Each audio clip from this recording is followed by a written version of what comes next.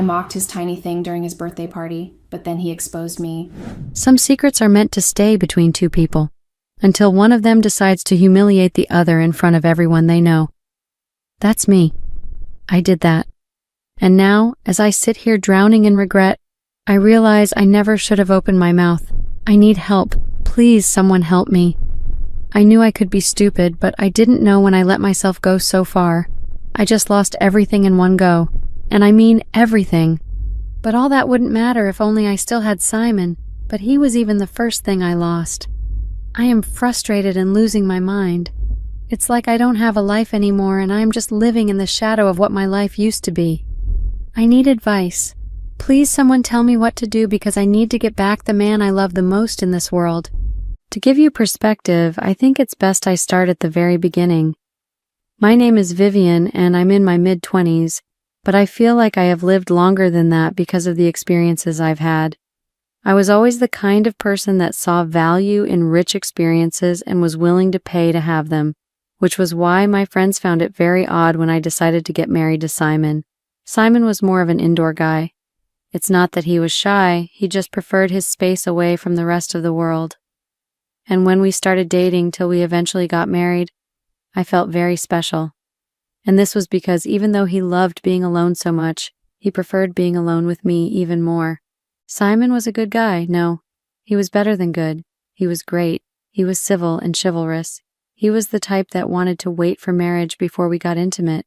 And that felt very sweet because he wasn't like my two exes, and every other guy I had met who wanted to have a piece of the pie from the very first day. He was different. Looking back now, I don't know what he saw in me because he was perfect, and I was this big hot mess. I had been in and out of toxic relationships, and there he was, someone who had never messed up in life and relationship, and he was interested in me. We dated for 6 months before he proposed and we got married. And on our wedding night, I was so excited. He was excited just as well. We had both been looking forward to being intimate with each other since it felt like a transformer was pumping electricity through our veins. We didn't even wait till we got back to the hotel. We started smooching from inside the car. I remember him kissing my lips so passionately and saying, "I am yours now and you are mine. We can do whatever we want." There was a fire with which he said that. It made me know that I married right. This was a man that burned for me, and I wanted to offer myself up to him as a sacrifice. We eventually got to the hotel room and we both lost our clothes. I will never forget that night because it was the beginning of my slippery slope. It was the defining moment that would set my marriage up for failure. I remember that he was so excited. He did everything right. He kissed me in the right places. He held me so tight and so close to him that I felt as if I was slowly being submerged into him.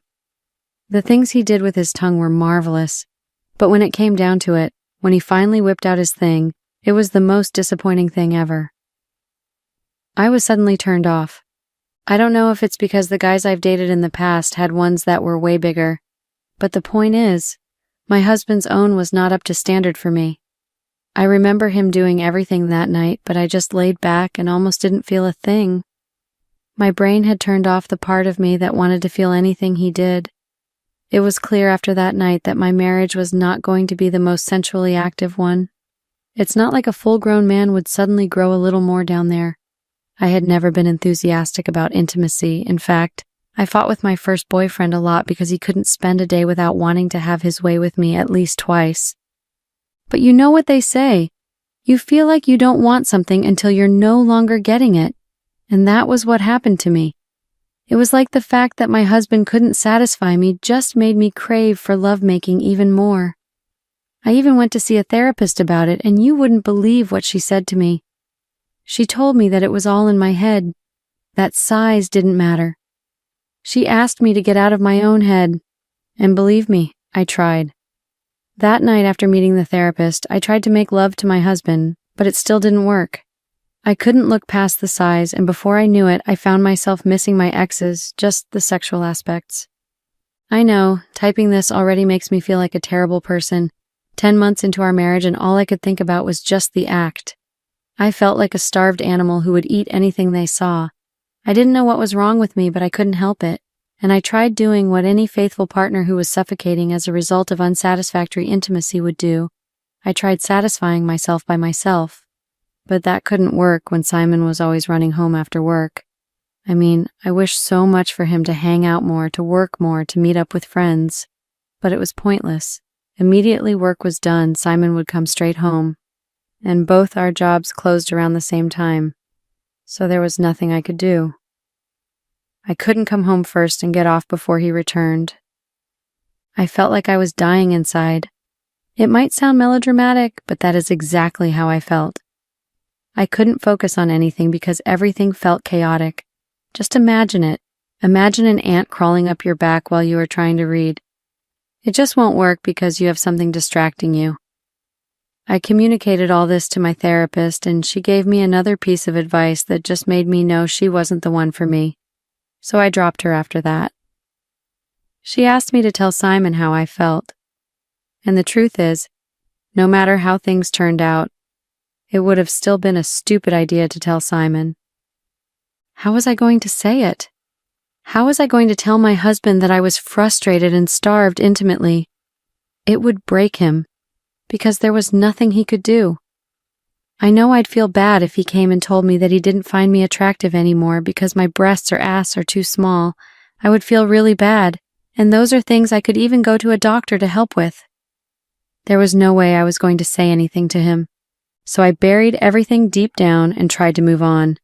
But by the time we were 15 months into our marriage, I was becoming cranky, and I felt bad for being that way. One day, I finished up all my work early and hurried home like I was told that my house had a gas leak. I wanted to take my time and satisfy myself. I knew Simon didn't close from work for another hour, so I had time. But when I got home, I saw Simon lying on the couch. Ah! I screamed like an animal that suddenly stepped into a painful trap. I asked him what he was doing at home so early, and he told me that he was feeling sick, so he had to come home in the middle of the day. I couldn't believe it. I had never been so angry at someone for being sick. I openly shouted at him, telling him that this wasn't a time to be sick. I was very terrible. It's not like he could control if he fell sick or not. It just happened.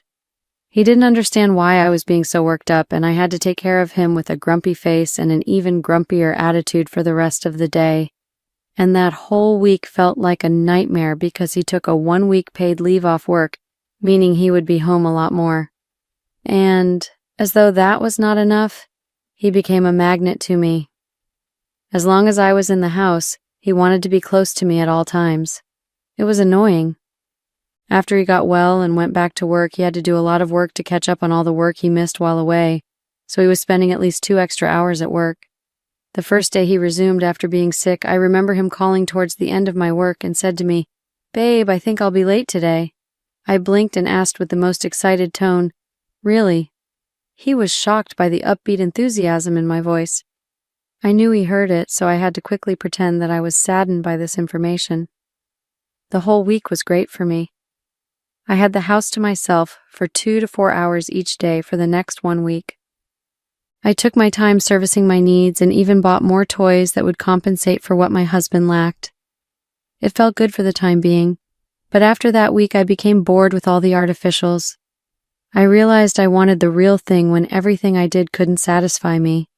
But I had teased myself to the point that I felt like I was going to explode, and I realized just how desperate I was when I began anticipating Simon's return. Immediately he came in through the door. I grabbed him and took him to bed, but no matter how desperate I was, I still didn't feel anything for him. So barely 2 minutes in, I quickly sprang off of him and hurried to the living room.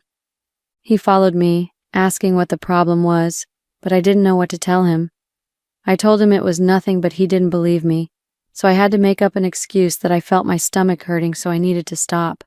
Being the most understanding and kind man I have ever known, Simon didn't care about the fact that I cut our sensual moment shot. He was now concerned about my well-being. "Should we go see a doctor?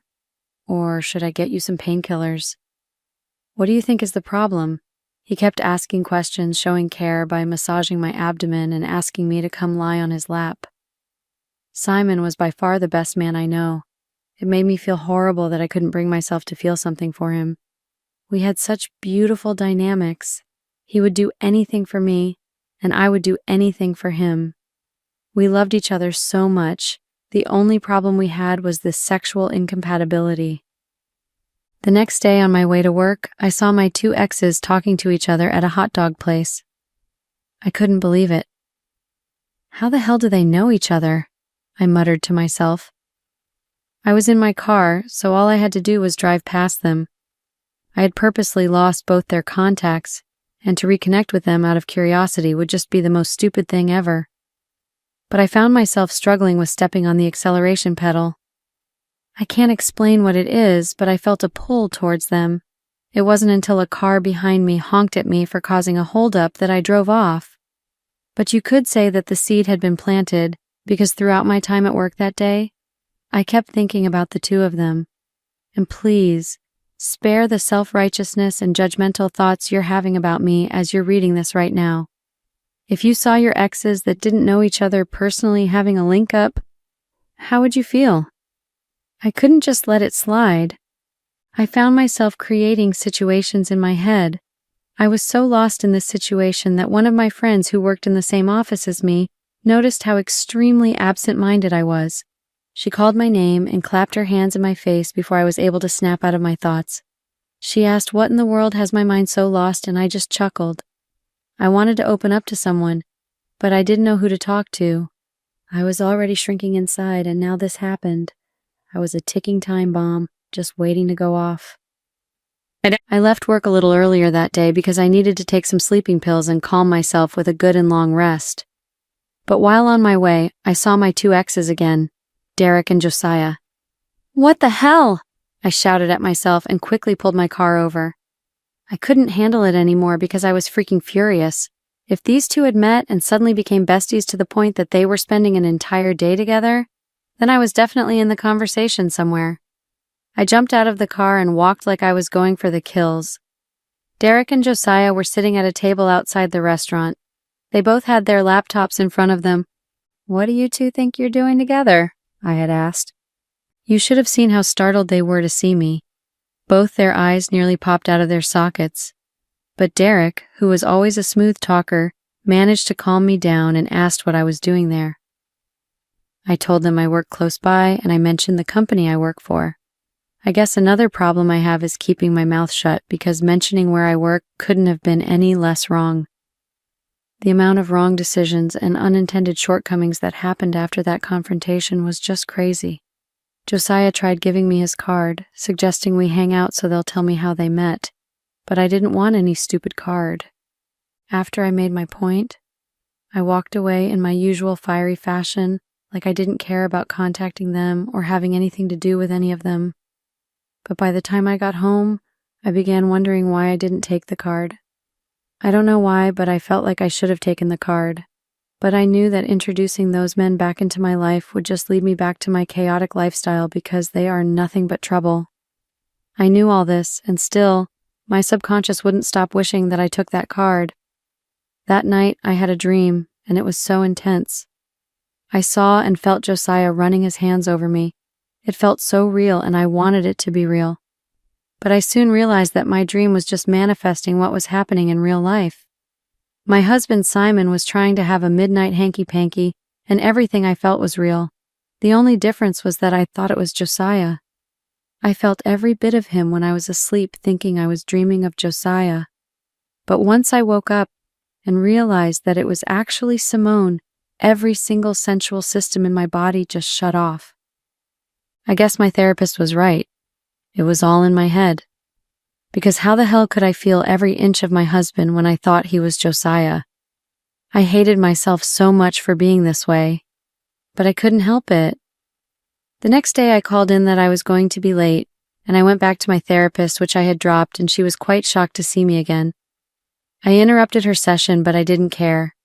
When she saw that I wouldn't wait or leave, she had to postpone her session with the client she was talking to. I knew my marriage was in danger and I needed help. You see, I made active steps to repair my marriage and help myself. It's not like I sat back and waited for my marriage to crumble. I explained what happened to my therapist, and she told me that she couldn't help me because I don't listen to instructions. And to be honest, I never did. Disappointed by my therapist's answer, I left. I went to work, and when I got there, I saw Josiah standing there with a bouquet in hand. Like I said earlier, mentioning my workplace was a very big mistake. I tried to pretend I didn't see him and walk by, but he cornered me and tried to have a chat. It was so uncomfortable for me because just the previous night I dreamt about him, and now he was standing in front of me with flowers. He suggested that we hung out, and I strictly refused. But he told me that he'd keep coming to my office every morning if I didn't go out with him, so I surrendered. We exchanged contacts and he left. He looked so happy as he walked away that I felt like I was a teenage girl again who just made my crush feel butterflies. I went about my day expecting a call from him. I don't know why, and don't judge me. That's what happens when people exchange contacts, someone calls. He didn't call, and as I was leaving work at the end of the day, I saw Derek standing outside. I couldn't believe these two men. They were taking turns in wooing me. I was flattered, but I was married. Derek tried getting me to hang out with him that night, but I told him that I had to get home. But shockingly, I never said why. That was when I realized that in all my trying to blow Josiah off that morning, I didn't mention that I was married. And even as I was trying to avoid hanging out with Derek, I still didn't tell him that the reason I needed to get home was because my husband was waiting for me. Somehow, I had forgotten to bring up my husband in both instances. He told me that he would tell me how he and Josiah knew each other. I was really interested to know that, and that was what he used to clip me. We first went to a restaurant close by and talked for a while, but what I really wanted to know was how they knew each other, and he said that they work for the same company, and the closer they got while working together, the more they figured out about each other. To be honest, I was disappointed. I thought it would be something more grand. Regardless, what happened after the two of us hanging out was just the absolute worst. I had a few drinks, enough to make my judgment impaired, but not enough to be totally crazy. Derek walked me back to my car and suggested that he drove me home because I was clearly tipsy. I refused, but he insisted, so I handed him the keys, and once he touched my hand to get it, I felt this spark of energy inside me. I guess he felt it too, because he looked at me like he had found something he was looking for. Before I knew it, he pulled me close and planted a kiss on my lips. I could have pulled away, but I didn't. Instead, I fell deeper into the kiss, feeling every single moment. That spark only grew, and the next thing, we found ourselves in my car, having the most intense moment. It felt like fire met a hurricane. It was the most consuming thing I had ever felt. After we were done, I drove home. I didn't think it would be a good idea for a man to be dropping me off that late at night. But I suppose I was just trying to cover my tracks because after all, we just had a coitus moment. "Where were you?" Those were the first words I heard when I got into the living room, and they scared the life out of me because the room was dark and I didn't know anyone was there. I quickly put on the lights and I saw Simon waiting there. That was when I realized that I didn't call him to tell him that I was going to be late. I told him that I went out for a drink with some coworkers lying on my feet. He understood, but he wasn't still happy. He emphasized on the fact that I should have called beforehand because he spent hours worried about me and anticipating my return. And instead of apologizing, I decided to gaslight him instead. I told him that when he married me, he knew that I was an outgoing person, so he shouldn't act as though I just woke up one morning and decided to become outgoing. I saw that he was unhappy, borderline angry even, and I just got angry at him too. I took my bath, and just as I went to bed, I got a text from Derek asking if I had gotten home. And after that, I got one from Josiah asking if I was still awake. Josiah asked to meet me for breakfast the next morning before I go to work. I agreed. I was already at the deep end. I didn't think I could fall any deeper. But that wasn't the case because I left the house unusually early and met him at a breakfast spot. We had breakfast and he updated me on his life. It was so sweet. And before I knew it, he kissed me. I loved every second of it. I had missed the way his lips tasted. I wanted more of it, so we suddenly found ourselves in a hotel room that morning. It was really crazy. I felt like I was on this roller coaster that was too fun to jump off. After that, I felt so alive, like I could do anything. I had not felt so revitalized in all the time I had been married. I went to work with a better attitude and did more work with ease. And that was just the beginning. Over the course of the next few weeks, I met Derek and Josiah separately and had the hottest kind of intimate moments together. But when I realized that I had fallen off the deep end was when I met the both of them for dinner. This time around, I called Simon to tell him I won't be coming back early because I didn't want any issues. While hanging out with both my exes, I asked them if they shared stories of their lives with me to each other. And they were honest. They even told me that they were aware that I was having both of them. I was surprised. And as though that wasn't surprising enough, they asked me if I would be willing to have both of them at the same time, and I couldn't believe my ears, but they were very convincing, and I decided to give it a try. So we found ourselves in a hotel room, and I must say, it was the most thrilling moment of my life. I couldn't go home that night. I went back the next morning, and Simon was furiously waiting for me. I didn't tell him I wouldn't come back that night, and he wanted to have my head. He was so furious, and I got furious. We fought that morning before he went to work. I also took my bath and went to work. I was at work when I received a call from one of Simon's friends. He said that he had been trying to get Simon to hang out with them, but he had always refused. But they wanted to have a party for him. I was confused by why they wanted to throw him a party. So I asked, and they told me that the next day was his birthday. I was so baffled, and I felt so stupid. How could I forget my husband's birthday? I had to be reminded by his friend who hadn't even seen him in a very long time. I told his friend that I would convince him, and I intended to, because once I got home that evening I tried to patch things up with Simon, but he wasn't very accepting of my truce. I then mentioned the party that his friends wanted to have for him, and I didn't even need to convince him, he just agreed. I was honestly shocked. I told his friend that he had agreed, and they were so excited. The next day, which was his birthday, was a weekend, so thankfully we didn't have to go to work, and even at that, Simon didn't stay home. I have no idea where he went to, and when he came back, I asked where he went, and he didn't answer me. I was honestly shocked by his attitude. He didn't have the right to be that angry just because I slept out one night. I got so angry at him for being childish. We went to the party in the evening, and we weren't still talking to each other. His friends were so happy to see him that they stole him from me the instant we got to the bar where they were having his party. I had a few friends who were co-workers come to the party too, but I felt alone and my mind kept drifting off to the night and spent with both Derek and Josiah together. I was completely lost now. There was no coming back or redemption for me. I took a deep breath and slowly sipped my drink as I watched them joke around and have fun. I didn't realize when I drank half a bottle of whiskey and I was no longer logical. One of his friends made a joke about how I must be enjoying the best and most complete man in the world, and I laughed hysterically and said, "I wish." Simon asked what I meant. Looking back at that moment, I wish I did two things, either shut up or even run out of the party. But no, I was drunk and feeling playful. So I told them that Simon was a good man, but he wasn't a complete man, because his thing was so tiny that I couldn't feel it. Everyone laughed at him. I knew I was drunk, but I still don't know why I said that. "Is that why you are banging two dudes at the same time?" He suddenly answered and I froze. Everyone was shocked by his utterance. I was stunned, but I needed to save face. I immediately asked him what he was talking about, denying the accusations which I called absurd. And that was when he decided to disgrace even more. He shouted at me, telling me to shut up. He said he had known for the longest time, that he came to take me out to dinner when he saw me and Derek talking in front of my office. He said he followed us and saw us doing it in the car that he bought for me as a wedding gift.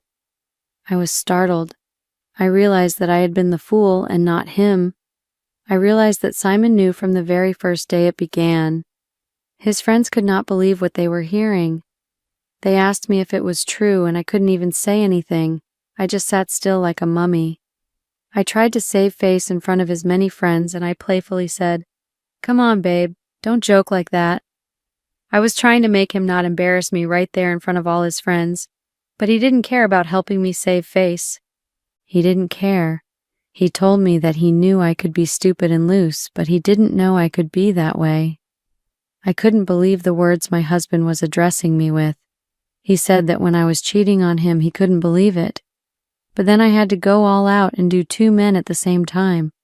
I couldn't be disgraced in such a manner, so I asked him for the proof. claiming that he was just accusing me of things I never did. He laughed and said that I am the worst person he has ever known. He mentioned that I gaslighted him every chance I got just to look good while making him look like the bad one, and that just that evening I was already insulting and embarrassing him in front of his friends. I didn't want to do this, but since you've decided to disgrace me, I will do the same. You asked for proof. Here is your proof. He showed a video of me on his phone doing it with Derek in the car. Then he showed a picture of me kissing Josiah at the breakfast restaurant. Then the pictures of me kissing the two of them at the entrance of the hotel room where we did it.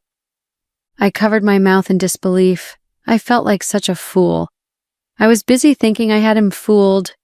Every day I came back and I accused him of being stuck up and clingy just because I wanted him to stop being in my case. At that point, I quickly sobered up. I tried to gaslight him again by asking him if he was stalking me, but once I said it, I heard his friends tutting and tisking in absolute disappointment. The eyes they looked at me with were absolutely horrifying. Everyone saw me as a monster. Some of them began muttering, "How could you?" But I had no answer. I couldn't say anything. I was so embarrassed and in complete shock. I tried apologizing, but the words didn't come out of my mouth. Simon shook his head and walked away, leaving me there with his friends. They looked at me like I was this horrible human who just killed their friend. I ran out, hoping to go talk to Simon personally, but before I could get there, he had gotten into the car and driven off. I had to call an Uber to take me home, and even when I got there, Simon wasn't there because his car wasn't there. I couldn't believe the world as I knew it was crashing around me. I realized I wasn't with my key, so I looked for the spare where we hid it, and it wasn't there as well. My phone rang and I picked it up. It was my sister-in-law. Her only words to me were, "How dare you?" After which she ended the call. Once she said that, I knew that she now knew of my infidelity. I sat on the floor and cried my eyes out. I have single-handedly destroyed everything I held dear. My future, my family, everything. Please, I need someone to tell me how to get my husband back. I don't know what to do. I'm completely lost. Update. Hello everyone. The last time I was here, I poured my heart out to all of you in hopes of getting advice, but what I got from you all was nothing helpful. Instead, I got hate and backlash. Some of you called me an unremorseful tramp. The amount of name-calling I received is just unnecessary. Sure, I made a lot of mistakes and I was unable to control myself, but that doesn't mean I am all the things you guys called me. I'm not a terrible person. I just made terrible choices. Anyways, my life went absolutely south from that night. It was a continuous downward slope. I spent the whole weekend outside the house hoping that Simon would return, but he didn't. It was unbelievable. On Monday morning, I needed to get to work and I didn't have anywhere to go and freshen up. I couldn't even go to a hotel because I wasn't with my card. I left them in my purse, which I forgot inside Simon's car. It was completely unbelievable. I had to swallow my pride and go to Derek's place in hopes of taking my bath. I told him what happened and he felt sorry for me. Sure, he allowed me to use his bathroom, but then he came into the bathroom while I was there, hoping to get some. I couldn't believe this fellow. I pushed him away and got out of the bathroom, then jumped into one of his shirts and the skirt I came in and hurried out. Turns out he and Josiah were only interested in what they could get from me. I went to work and my so-called friends that came to the birthday party had spread the news of my wild lifestyle around the office. I couldn't look anyone in the face. People wouldn't stop talking behind my back. I went home after work and I saw all my things in front of the house as well as divorce papers. Our divorce was rigorous and bitter. He wanted to keep everything, which I thought was just absurd. But I'm the end. He won. He got the house, both cars, his and mine. What's worse is, I didn't get to see him throughout the process. His lawyer handled everything. And the most stupid, petty, and ironic thing was that his lawyer was my sister. And she was unbelievably ruthless. She was suing me for damages against Simon. Completely unbelievable. She told me I was an embarrassment to the family and that my mother never wants to see me again because my father had a heart attack when he got the news of what I did. I have been excommunicated from my family and my husband's family now sees me as a monster. Work was a lot worse, because I had gotten into physical altercations with coworkers who wouldn't stop gossiping about me and even insulting me to my face. I was fired. and the apartment I rented alone was beginning to look like I would have to move out since I wouldn't be able to renew my rent when I run through my savings. Like I said, my life went south, a straight nosedive. You know what's funny? I haven't felt that insatiable need since Simon embarrassed me in front of all his friends. By the way, I still haven't seen Simon till today. I think he sold the house or rented it out because I see some people there when I pass by. I don't know where he moved to. Anyways, I'm still looking for a job, so I need to be focused, and I can't do that if I keep getting messages of insults and hate from you all. So I'm going to be leaving this social media and I will not be coming back. Thank you all for taking the time to read my lamentations. Anyways, I need to focus on building my life back up. Goodbye. Hey Reddit, my name is Camille, 33 female, married to Wilson, 37 male, for 13 years. I'm writing this post because I really have no clue what I should do about the current situation I am in. To tell a long story short, I had an affair that my husband came to know about. He filmed us and now is blackmailing me to pay him $150,000 to not expose it. I'm feeling overwhelmed and scared about the consequences of my actions. I need guidance on how to handle this delicate situation and move forward in the best way possible. I'm seeking advice on how to navigate this difficult situation and repair the trust that has been broken in my marriage. I want to find a solution that is fair to both myself and my husband, while also ensuring that our relationship can heal and grow stronger from this experience. I had an almost perfect life before I even decided to have an affair. Wilson and I met in college and started dating each other. Once we finished college, we decided to get married. I was pregnant with my first baby when I was just 20, but we decided to keep it. We both were strong believers in not killing a child. Luckily, Wilson had been offered to work for a big company in sales that helped us financially to grow our family. I was grateful for Wilson to be so supportive in all the decisions I took. As the years progressed, we were able to buy our own house and move in with our son. We had a beautiful life together. I took care of the house and our son Harry, while Wilson took care of the finances. We had a great understanding of our responsibilities, so there was very little friction or interference from each other. Our teamwork and mutual respect for each other's roles allowed us to thrive both personally and professionally.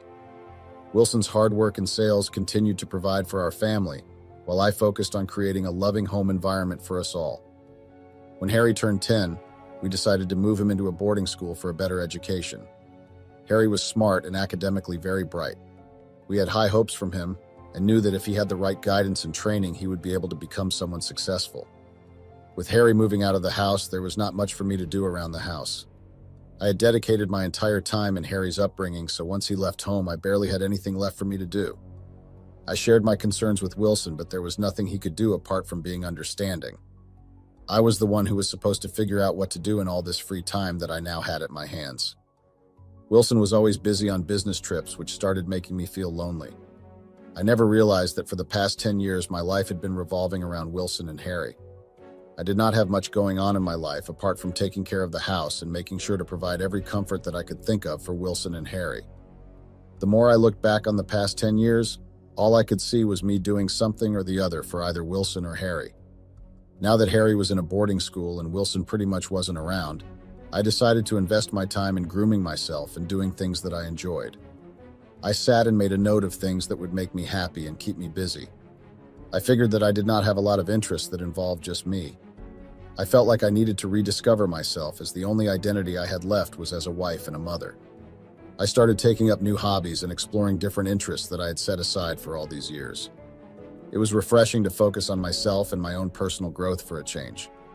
I realized that rediscovering myself was essential for my own happiness and well-being. After trying out various things like pottery, book club, yoga, and aerobics, I finally found a new hobby which I had completely forgotten about, which was learning to play the piano. I knew the basics as I grew up taking a few piano classes. I thought of making a good use of my free time by doing something productive, which I enjoyed at the same time. I thought of taking my hobby and converting it into a skill that I could flaunt. I discussed it with Wilson, who was nothing but supportive, and was glad that I was making use of my time in a better way. One of my friends recommended her kid's piano teacher to me. I thought of hiring him to save myself from the hassle of searching for a new teacher. We spoke over the phone, and he told me that he would have to assess my skills before he could accept me as his student. I was a little taken aback by this approach of his, but I guess any good teacher would have said the same thing. We had agreed to set up a session after 2 days at 11 in the morning and take it from there once he was satisfied. So I had 2 days to practice my piano skills to impress my teacher, who I hadn't met so far. On the day, I felt very nervous, as if I was taking a test and I had no other option but to pass. My piano teacher, Samuel, was a young man around 28, lean and looked like a kid. I did not know if this was a good idea, as I did not know how well he would be able to handle teaching an adult. He looked very serious about his profession, so I thought, why not give it a try and see how things go? After the initial greetings, he asked me to play a piece that I thought I could play. He was very derogatory in his remarks and looked like he knew it all. I decided to let it slide and focus on my piece. After I was done, I looked at his face, which looked dissatisfied. I was not very keen on continuing to hire him to teach me. He said that it was okay and he could work with it. I hated his arrogance and lack of professionalism, but I decided to give him another chance. I made it clear that his attitude needed to improve if we were going to continue working together. He didn't have a choice but to agree, as I was the one who would be paying him for his services. We decided on the time and days, and I told him very clearly that it was a temporary arrangement and would only become permanent once I was satisfied by his classes. I couldn't stop myself from letting Wilson know about how the trial session went. I was on the phone with Wilson and narrated the whole scenario to him. He told me to find someone else if I was unhappy with Samuel. I agreed with Wilson and told him that for the time being, I would make do with Samuel, and once I found someone better, I could easily replace him. It was reasonable, so Wilson just left it to me to deal with it. I was to have classes with Samuel 4 days a week, since I still wanted to keep my weekends free for Wilson. I decided to give Samuel a chance and see how things went. I knew that finding a new tutor would take time, so I was willing to make it work with Samuel for the time being. Though I was not a big fan of the way he treated me, I decided to continue learning from him till I found someone suitable who could replace him. I hoped that with time, Samuel would improve his teaching style and our dynamic would become more positive. Additionally, I made a mental note to start looking for a new tutor in case things did not improve. Over the days, Samuel became a little softer towards his approach while talking to me. I was still searching for a tutor, since I was not very open to taking criticism from Samuel. His remarks were very non-professional and felt more like personal jibes than anything to do with my piano skills. The only reason I continued to tolerate Samuel was that he was really a good teacher. He knew a lot of tricks and easy methods which could help me improve my skills drastically. Every time Wilson would come back from one of his trips, I would prepare a piece to play for him to show him how much I have improved.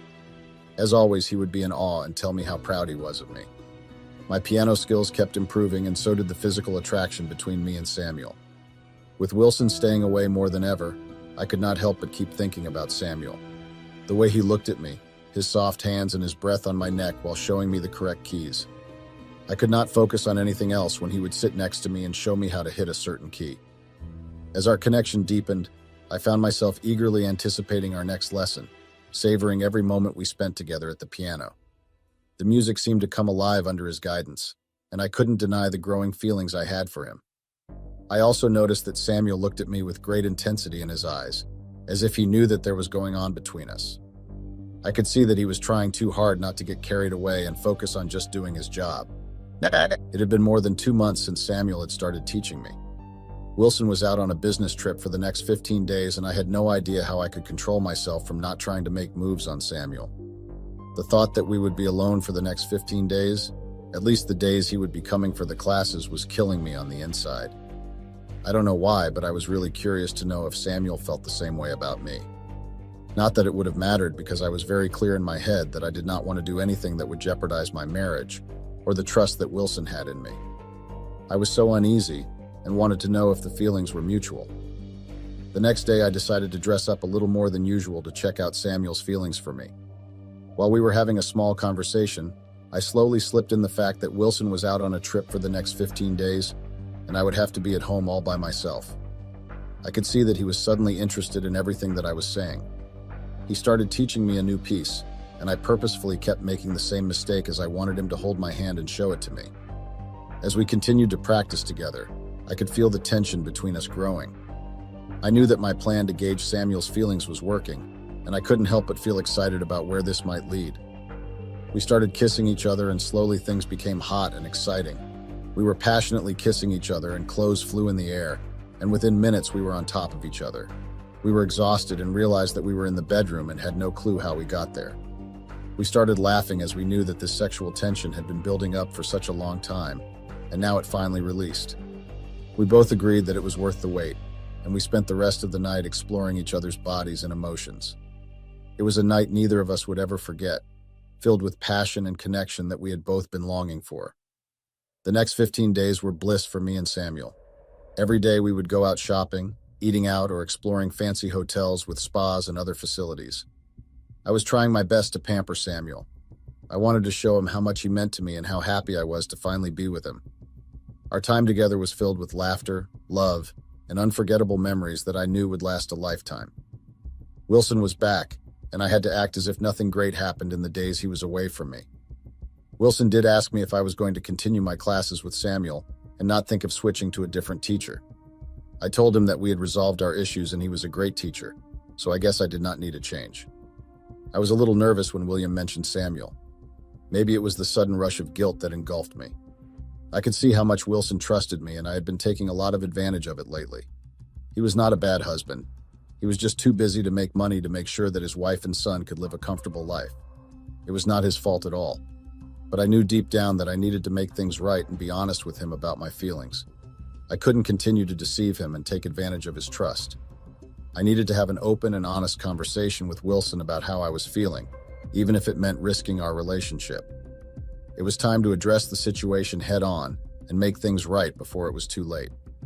I was in two minds whether I should let Wilson know about the affair and ask him to forgive me for crossing the line, or I should continue having an affair with Samuel without Wilson getting to know about it.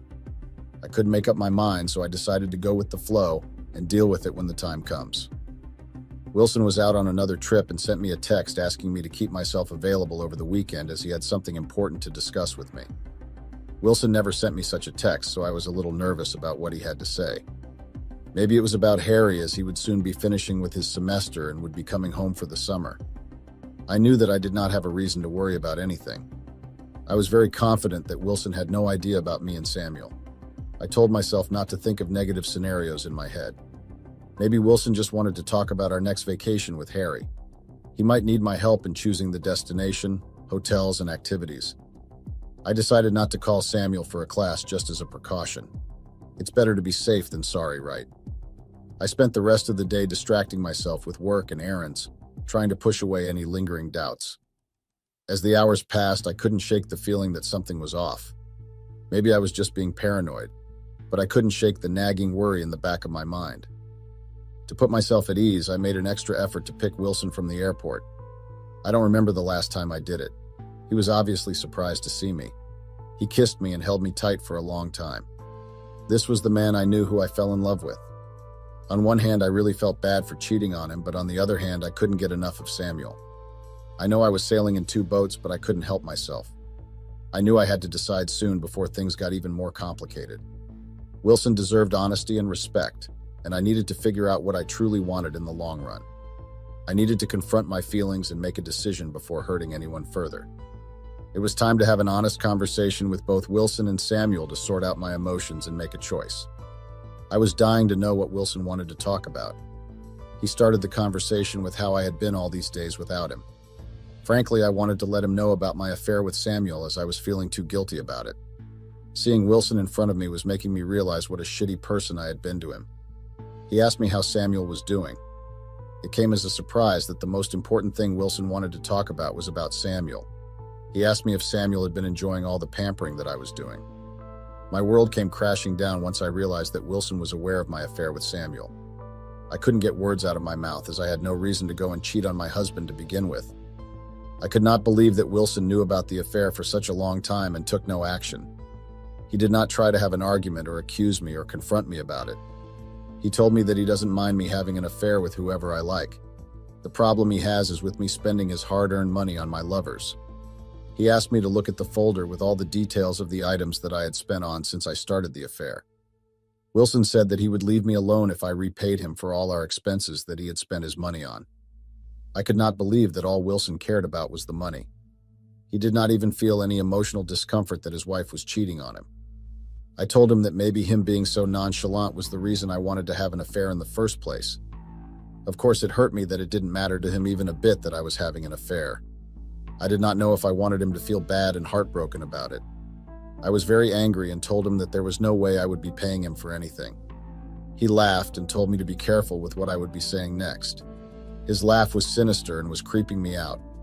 I knew that there was something big that he had under his sleeve which I wasn't aware of. I could feel the tension between us growing, and I realized that this situation was far from over. It was clear that there were more secrets and surprises yet to be revealed. Wilson told me that he would give me some time to collect my thoughts and make the best argument that I could to defend myself for having an affair. He said that he gave it a lot of thought and could hardly come up with a very good reason for it. He was not a cruel or wicked husband who mistreated his wife. He provided her with all the freedom and liberty to follow her passions and dreams. I knew that it was like a trick question where he wanted me to express all my emotions so that he could assess my emotional stability and then come up with something to hurt me. I did not want to indulge in his petty games, so I stood mum and waited for him to reveal whatever it was that he was so excited about. He asked me to walk with him downstairs to show me a magic trick. I was not very amused by this conversation that was now going haywire. He put on the TV and told me to see if I had already watched the show he was going to put on. I was confused as to where this conversation was moving. As he was busy trying to get everything together to start, I was getting annoyed and about to give up when I noticed that it looked very familiar to our house. He started playing the clip, which was the recording of our very own house. It seemed like a very old recording. It started with Samuel walking in on his regular time of classes. We started playing the piano for a while. He gave me a few instructions and then sat down beside me to teach me something new. After a while, we started kissing each other and forgot about the entire session. We started undressing each other, and that's where Wilson paused the video. He just looked at me and said that he could continue showing me the entire recording if I started enjoying myself while watching it. Obviously, I was embarrassed, guilty, and felt like crap at that moment. I did not know if it was a good idea to reason with Wilson at this point, so I decided to keep quiet. He asked me to pay back every penny that I had been spending in the guise of being bored while enjoying Samuel. All the expensive gifts, trips to spas, and resorts were all being enjoyed with his money, and now he wanted it all back. I told Wilson that he was being unreasonable as he knew that I don't have that kind of money. He just said that I should have thought about all of this once I decided to start cheating on him. He said he doesn't care where I get the money from. Wilson did not care what I did to come up with the money. He told me to beg, borrow, steal, or ask my lover to pay up since he was the one enjoying all the luxuries that Wilson was providing us with. Wilson told that he was going to be generous and give me a month's time to make sure I arranged money. If not, he would circulate this clip and many other recordings that he had in his possession to everyone who even remotely knows about me. He just picked up all of his stuff and walked to the study room. I could not handle the way he was being so calm and composed about this whole situation. I was mad at him for not being angry or agitated with the fact that I had an affair. All he cared about was the money. So Reddit, here I am getting blackmailed by my own husband to pay him for not exposing my affair. I mean, there were a million different ways in which he could have handled this situation. How could he care more about the money than the trust and emotions that are related to a relationship? I am not in a position to be able to come up with the insane amount of money that Wilson has quoted. I have never earned a penny in my entire life, so there was no way that I would be able to arrange for $150,000 in a month. I need your help and support to deal with the situation I am in. I don't see a way out of this. I would request anyone to give me any ideas on how to convince Wilson to try and forget everything and start over. Update. Just a recap on the previous events. Wilson caught me and Samuel, my affair, on tape and has been blackmailing me ever since to give him $150,000 to leave me alone. Of course, it's a lot of money, and obviously there is no way I stashed away so much cash to just throw it on his face and get it over with. Wilson would come up with new jargons and abbreviations to humiliate me every day. Also, he would give me a countdown every day to let me know the number of days I had to come up with that money. I spoke to Samuel about Wilson getting to know about the affair. I also told him that he has demanded to give him $150,000 if I do not want a clip of our intimate actions to be released to all the people I know. He was basically blackmailing me into coming up with a load of money which I did not have. Samuel listened to me and asked me not to worry about it as we could figure something out. I felt a little reassured that at least I was not alone in all this mess. I had someone who I could rely on and come out of this situation. Samuel told me that he needed some time to think about what we could do, and that he would get back to me once he finds a suitable solution. I was grateful for his support and knew that together we could find a way to handle the situation. Samuel's calm demeanor gave me hope that things would eventually work out in my favor. I advised him to stop coming home as Wilson was hovering over me since the time he got back. It would be better if he doesn't see us together, at least till the time this problem is cooled down. It had been a week and Samuel had not sent me a single text. I knew he might be worried about the money, but he should at least have a minute to send me a text letting me know what was happening. I kept trying to reach Samuel, but the calls kept being diverted to voicemail. Maybe he was trying to arrange the money, and that was the reason why he wasn't picking up my calls. I was so desperate right now, and I couldn't think straight. It had been 2 days since Samuel stopped answering my calls. I had no clue where he was, and I just realized that I didn't even know where he lived. It suddenly struck me that Wilson had a problem with me, and not with Samuel. Samuel had nothing to worry about since there was hardly anyone who knew him in my circle. The realization of me being dumped by the person I was having an affair with hurt me. I guess I can't expect someone to be loyal to me when I myself was cheating on my husband who trusted me blindly. Karma does come back to bite you when you least expect it. The pain of betrayal hit me hard as I reflected on my own actions. It was a harsh lesson in the consequences of infidelity. I was running out of time and had no money. I decided to beg for forgiveness and ask Wilson to give me another chance. I would be the best wife in the whole wide world. To my surprise, Wilson agreed to give me a chance. I guess he still trusted me somewhere in a corner of his heart.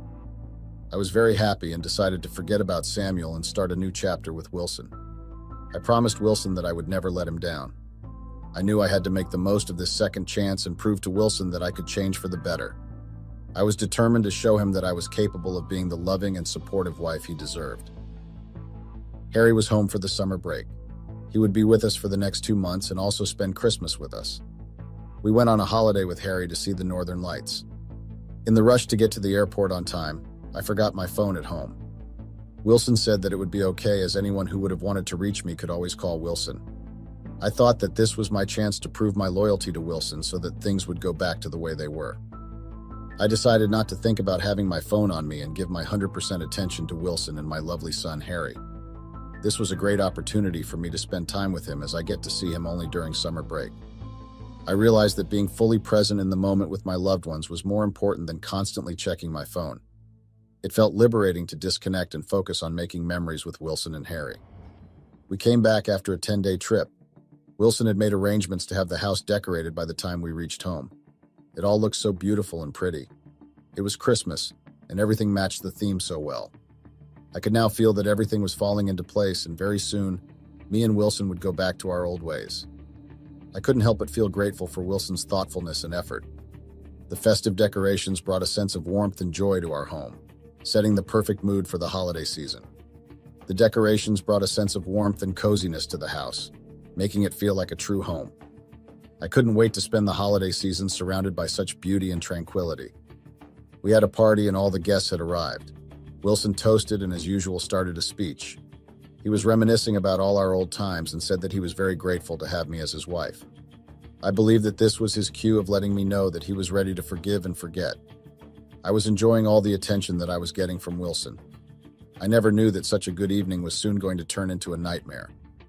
He then started a presentation of our pictures right from our college days till our recent holiday in Finland. I could not believe when Wilson arranged all of this all by himself, without me even having a single clue about it. He concluded his speech and was about to wrap up, but he said that he forgot another aspect of my life which barely anyone knew about. I could not wait for what was coming. He called me on stage and started a video. It was a video of me and Samuel having sex on the piano. I could hear loud gasps from everyone attending the party. Harry ran to his room with tears in his eyes. He refused to open the door.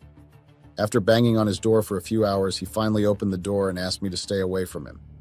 He said that he only wanted to talk to his dad. I could hear his muffled sobs from outside the door, and I knew he needed space to process his emotions. I respected his wishes and left him alone with his thoughts. I don't know what Wilson told Harry, but after that day, Harry did not even want to look at me. It was clear that whatever Wilson said had a significant impact on Harry. Despite feeling hurt by his sudden distance, I knew it was important to give him the time and space he needed to work through his feelings. I decided to reach out to Wilson to try and understand what had transpired between them, hoping for some clarity. Wilson explained that he had simply encouraged Harry to open up about his feelings, which seemed to have triggered a strong emotional response from him. This new information helped me better understand the situation and allowed me to make up my mind about getting a divorce. We got a divorce as I did not want to live with a person who would humiliate me in public. The battle for custody began. Since Harry was 11, he had the right to choose the parent he wanted to stay with. Harry said that I did not care about him after he went to boarding school. I never called him and was happy that he was away so that I could continue going out with other people. I was very sure that all this was fed into his brain by Wilson. It was a sick move to use our son against me. He was poisoning a son against his own mother. It was as low as he could get. No points for guessing. Wilson won the custody battle by proving my affair and the fact that Harry did not want to live with me. I neither had a job or a decent place to live, so there was no way that I would have got custody. Despite losing custody, I made it a priority to rebuild my relationship with my son and work on becoming a better parent. I focused on finding stable employment and securing a suitable living situation to eventually regain custody in the future. I went to meet Harry at his school so that I could clear his head of all the evil things Wilson must have fed him. I received a restraining order from Wilson not to ever try and meet Harry again. I lost my rights to see him over the weekend as well. Maybe I was too greedy in my relationship as well. I was happy with Wilson. The only problem was that he was unable to give me enough time. Apart from that, he never treated me disrespectfully or in a demeaning manner till the time he came to know about the affair. Even now, because of my greed to see my son, I lost the only chance of being able to spend time with him. I regret my actions and wish I had prioritized my relationship with Wilson and my son over my own desires. I now understand the consequences of my choices and hope to learn from this experience moving forward. I feel so lonely, as if I'm going into a dark hole with no outlet. It feels like I have no way out of my misery. I had ruined a good life with my own hands. I got too greedy and ungrateful for everything that I had and wished for more, which eventually led to everything falling apart. I lost friends, family, and a home. My sister had disowned me for my actions. She said that she would never be able to call me her sister after seeing me be so shameless and guilt-free for my actions. I am filled with regret and remorse for the pain I have caused my loved ones. I realize now the importance of gratitude and humility in life, and I am determined to make amends and rebuild what I have lost. To the people reading this story so far, please be grateful to the life you have right now. If any thoughts that could lead to ruining your relationships cross your mind, please remind yourself that people have it much worse than you. That is the only advice I would give people. Life is precious and should be cherished, so remember to count your blessings and appreciate what you have. By focusing on gratitude and perspective, you can cultivate healthier relationships and a more positive outlook on life. Thank you everyone for being there for me when I needed it the most. I know that it is going to be difficult to pick up the pieces of my life and start over. I'm not going to lose hope in trying to work out my relationship with Harry, in the hopes for good times to come. Signing off.